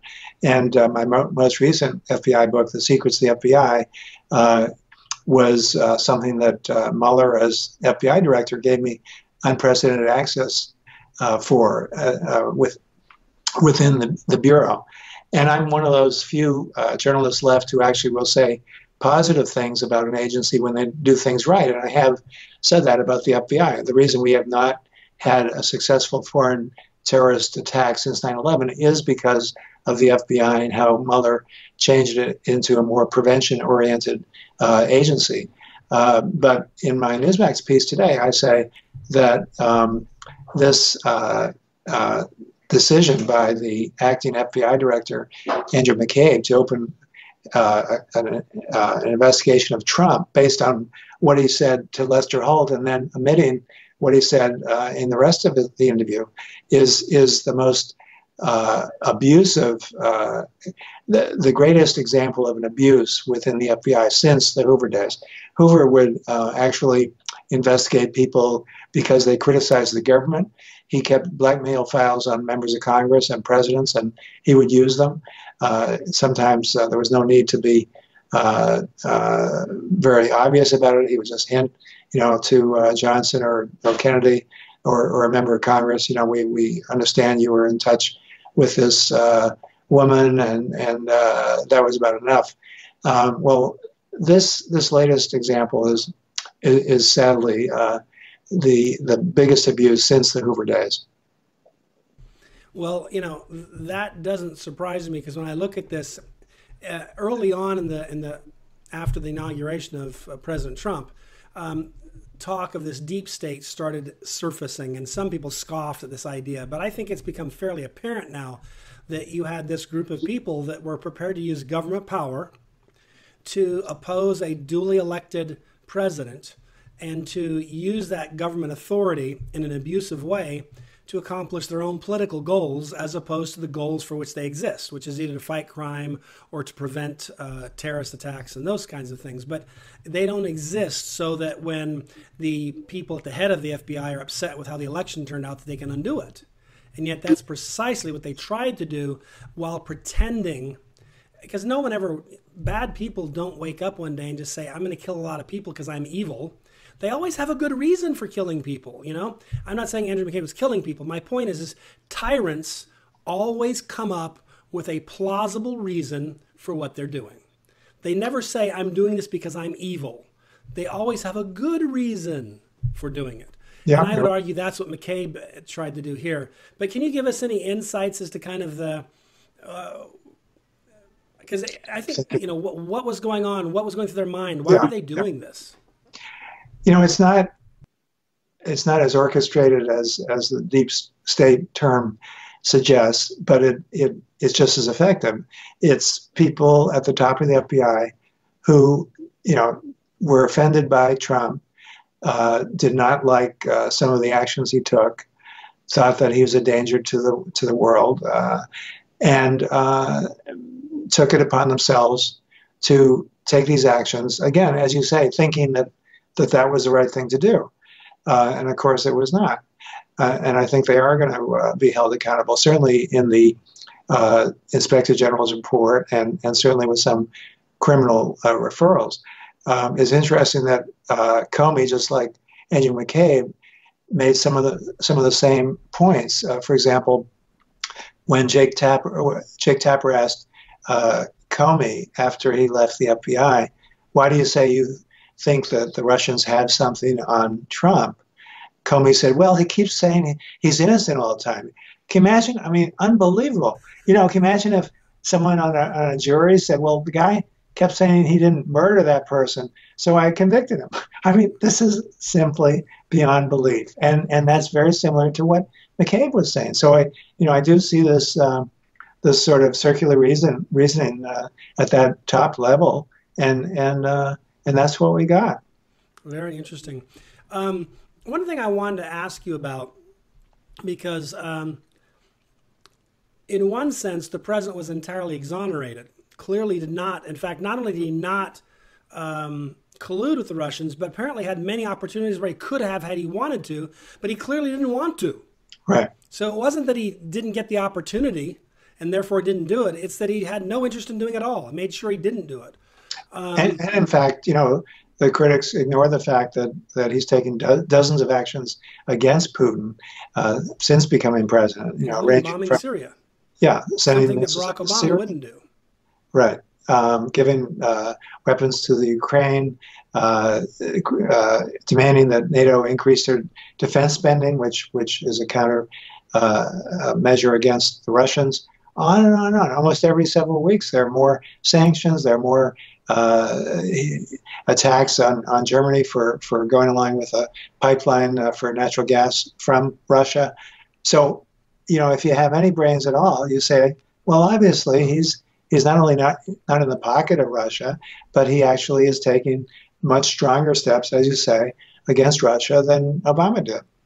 Just very quickly, because I want to give you time to talk about where folks can read all your stuff. But before we get that, I just want to ask you this.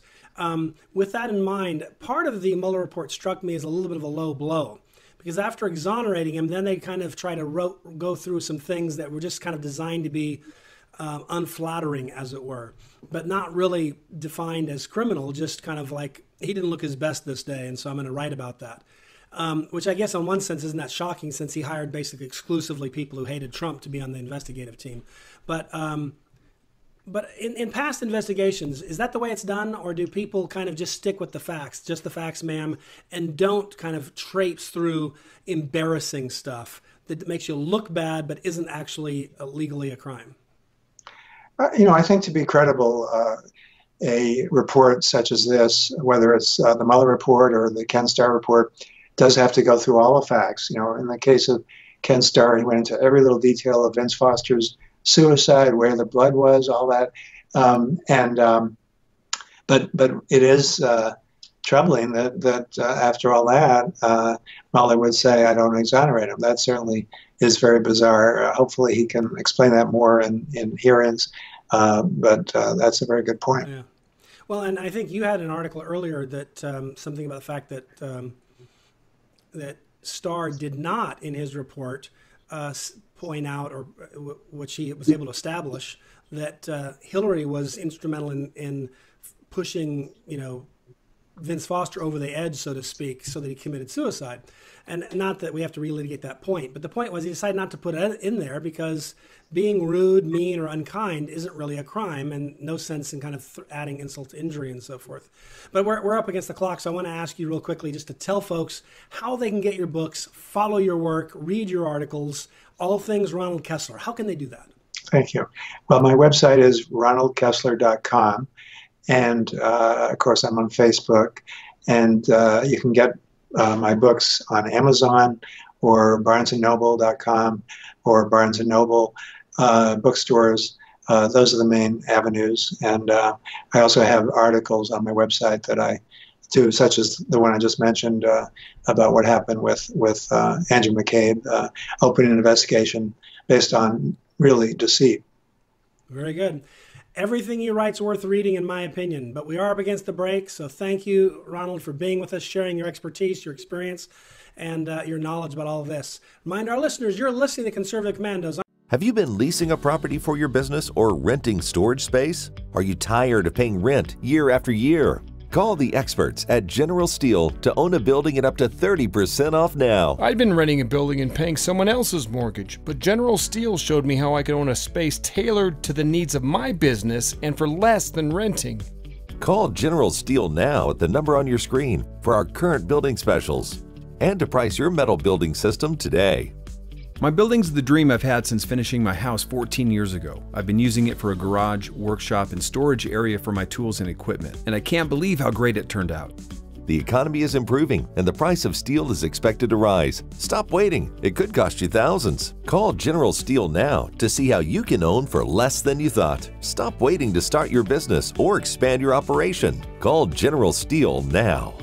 Call 877-484-7002.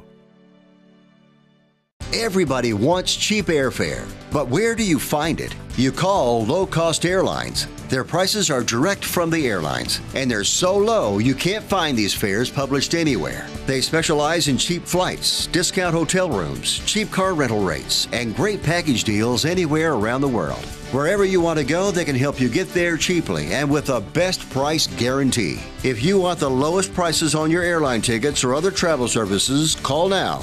That's right, call. That's the only way to get these rates. Experts are standing by 24/7 to get you the cheapest airfare and hotel rates available. So don't wait. Call right now for the lowest travel prices anywhere and for great last-minute travel deals too. Call 888-431-0562. That's 888-431-0562. 888-431-0562. 888-431-0562. Friend, do you remember when it felt good to withdraw your cash from the bank to expand a business, go on vacation, or buy a new car? Well, today, withdrawing your own cash has become a very risky business, according to The Secret War, a shocking new research report. I just read it. And folks, I was amazed to learn why banks are now required to spy on us for the government and then report any suspicious or unusual behavior. I suggest you get The Secret War free. Just call the number on the screen, no charge, from the folks at Swiss America, and get this. Did you know simply spending cash today may be enough to have you branded as a potential criminal? That's right. The new war on cash is really a war against all freedom-loving Americans. The secret war is yours, free, so call the number on the screen and you can tell them Pat Boone gave you the number. All right, but for right now, we are out of time. We got to run. We got to go. Take care. God bless. We'll see you tomorrow on TV and on radio.